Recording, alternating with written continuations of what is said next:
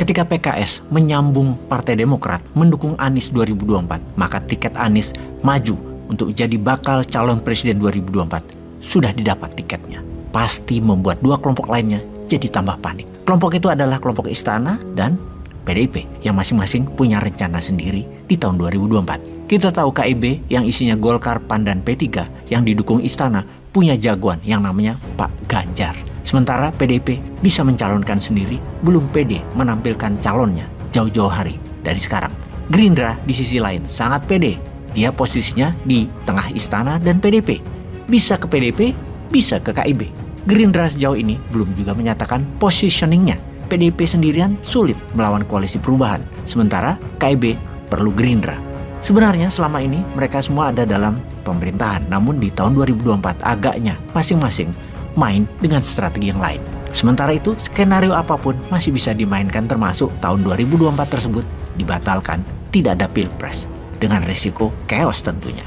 Kita ke skenario tidak ada di tahun 2024 pilpres tersebut yang mungkin perlu ide-ide lain atau saran lain. Sejauh ini ramalan resesi 2023 belum berdampak ke Indonesia. Sejauh ini harga-harga di pasar terkendali. Sejauh ini daya beli masyarakat masih kuat. Sejauh ini tidak ada pemutusan kerja. Sejauh ini tidak ada kelangkaan barang kebutuhan utama termasuk BBM. Akankah hembusan isu resesi 2023 adalah strategi agar dianggap negara tidak aman, negara tidak punya dana, sehingga ada baiknya pemilu dan pilpres geser ke tahun 2027? Rencana perpanjangan jabatan bukan skenario ujuk-ujuk, tetapi rencana jangka panjang yang sudah didesain lama. Ketika pandemi 2020 terjadi, diambil peluang dengan membangun narasi sebagai negara dalam keadaan darurat. Darurat ekonomi, darurat kesehatan. Kemudian distrategikan skenario darurat tersebut sehingga jadilah bahan penggalangan opini, yang mana 70.000 kepala desa sudah mulai digiring waktu itu opininya untuk mendukung perpanjangan masa kerja. Ternyata tidak panjang masa pandeminya. Di tahun 2021 pertengahan sudah mereda. Lalu dicoba membangun lagi opini bahwa tahun 2023 nanti akan ada resesi, akan ada deflasi. Kampanyenya kencang di mana-mana. Bosman berkomentar sesuatu yang belum terjadi dikampanyekan besar-besaran, biasanya tidak terjadi atau sudah bisa diantisipasi. Dan agaknya ke arah sana memang, yaitu sejauh ini belum ada tampak resesi akan ada atau akan berdampak. Maka apa skenario berikutnya demi masih menjabat ke depannya? Kalau aman-aman saja tahun 2023, ya apa boleh buat. Di tahun 2024 harus ada pilpres. Namun yang jadi presiden harus orang gue, itu skenario sekarang agaknya. Itu yang terasa sekali sekarang ini.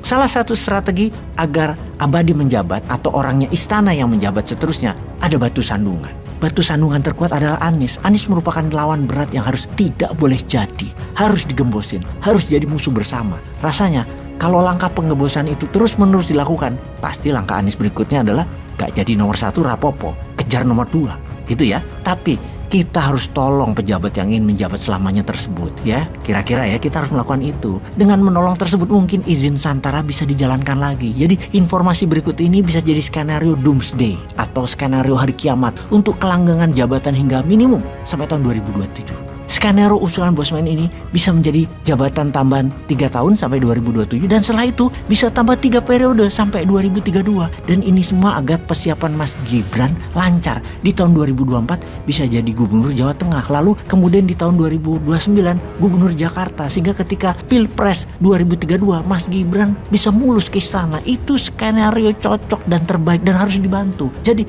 kita bantu membangun narasi hari kiamat doomsday agar Mas Gibran sampai ke istana. Sekali lagi, kalau resesi tidak kena di Indonesia pada tahun 2023, maka kita pakai isu XBB poin 1.5.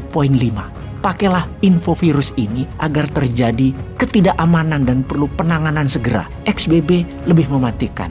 Rakyat walau di booster pasti masih terpapar. Harus terpapar hingga 60% kalau perlu, dan dibuat panik. Kemudian diciptakan ketergantungan pada sang pejabat sebagai hero penyelesaian masalah. Hero inilah yang pantas menjabat selama masa darurat 3 tahun. Dan nanti setelah 3 tahun kan tidak ada pahlawan lain selain pahlawan yang ada saat ini. Giring 3 periode jabatan. Pasti rakyat senang, bahagia dan mendukung. Bagaimana? Setuju? Mau dibantu dengan fakta data virus di dunia saat ini, di Amerika dan Tiongkok. Kita ke data lapangan yang menyatakan bahwa di Amerika setiap hari ada 44.000 orang terpapar XBB poin 1.5 dan BF poin 7.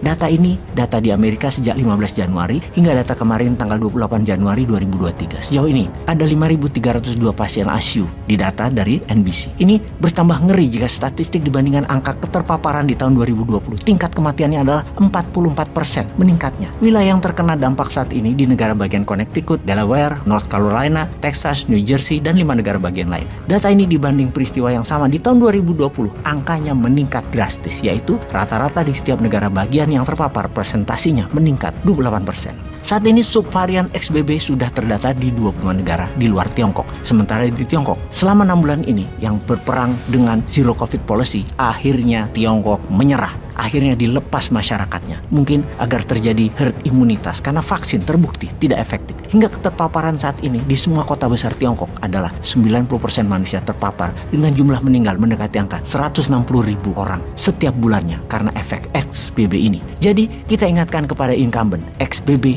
adalah solusi. Untuk itu permudah dan perbanyak saja tenaga kerja asing dari Tiongkok untuk lebih banyak lagi masuk ke Wakanda agar keterpaparan ini bisa menjadi bahan buat solusi menjabat lebih lama lagi, juga agar semua sesuai dengan rencana selamanya berkuasa. Bismillah, Komisaris di Mars.